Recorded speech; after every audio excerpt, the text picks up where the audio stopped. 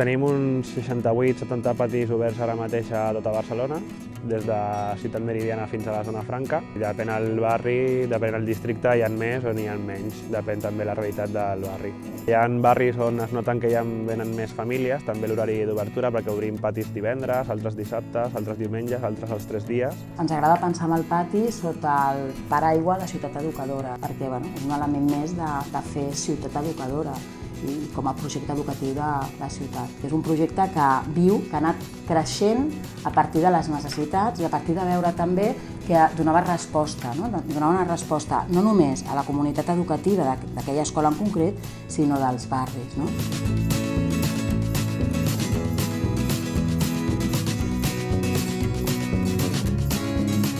La majoria de patis venen usuaris que venen a jugar a futbol, venen moltes famílies per utilitzar la part infantil i per fer ús de les nostres dinamitzacions. N'hi ha d'esportives, n'hi ha de culturals, familiars. Veure que fem una activitat una mica més alternativa i que donem importància a símbols com la pau, treu fora del que sempre és el mateix, de la monotonia de sempre al pati, que vingui una persona a fer tallers o fer una activitat diferent a lo que ells estan acostumats, li dona aquell punt d'estima cap al projecte. Tenim coordinadors de territori i s'encarreguen de fer vincles amb les diferents entitats, centres cívics, esplais, caus, perquè el pati sigui un node amb una clara intencionalitat educativa. El joc lliure és molt important i que s'ha de donar, però també tenim uns monitors al pati per facilitar i acompanyar el joc. És una persona capaç d'observar, de copsar necessitats i de donar respostes. De tant en tant es fan diferents activitats aquí a l'escola.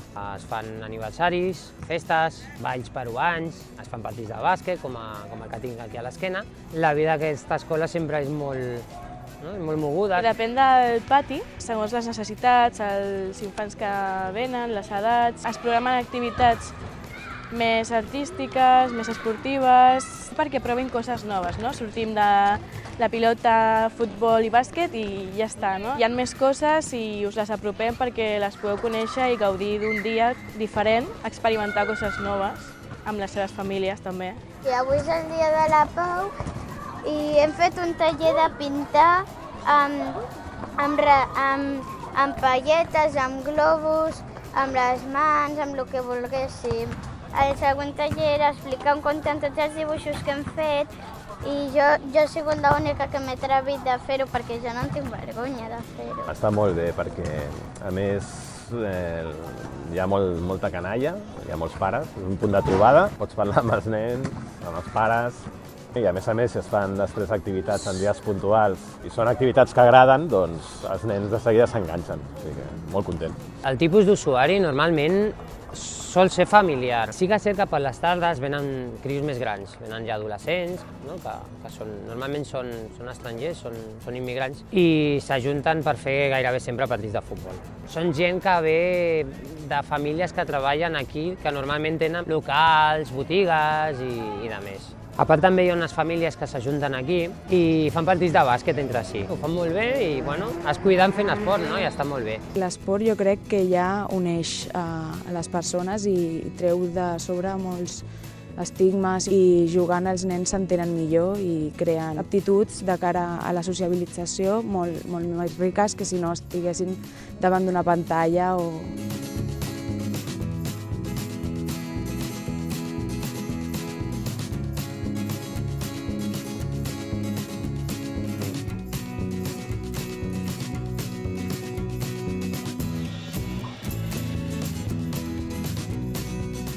Somos un grupo de danzas peruanas y ya llevamos aquí en este colegio, en el Ramón Llull, ensayando ya hace 4 años, que entramos por Patis Oberts. Somos del barrio, queremos continuar nuestra tradición en ensayant i tot esto y el grupo está integrado por jóvenes. El pati és un espai d'oportunitat, tant el pati amb horari lectiu com horari no lectiu.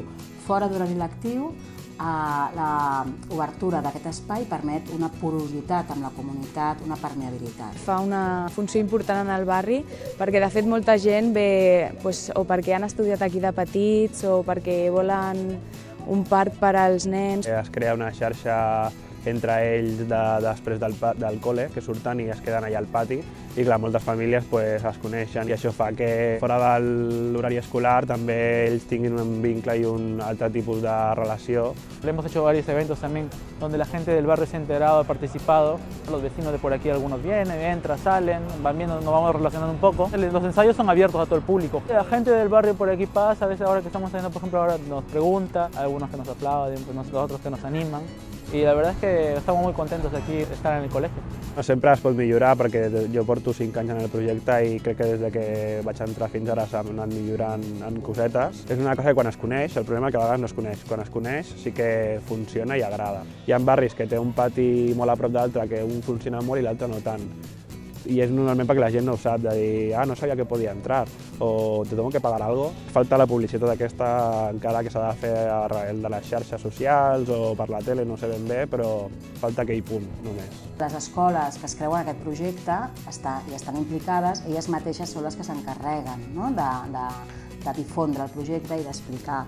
El que és cert que aleshores ens trobem que sí que participen molts infants de la pròpia escola, però no del barri. No? I per altra banda és detectar els agents claus de la comunitat i és un treball de pluja fina. No? Aquesta és la gràcia, no? Que hi hagi una mica de multiculturalitat, sí? Més o menys dit, no? Que hi hagi gent una mica de tots els puestos i que, no sé, que la gent pues, es relacioni entre si fent diferents coses, està bé, està molt bé.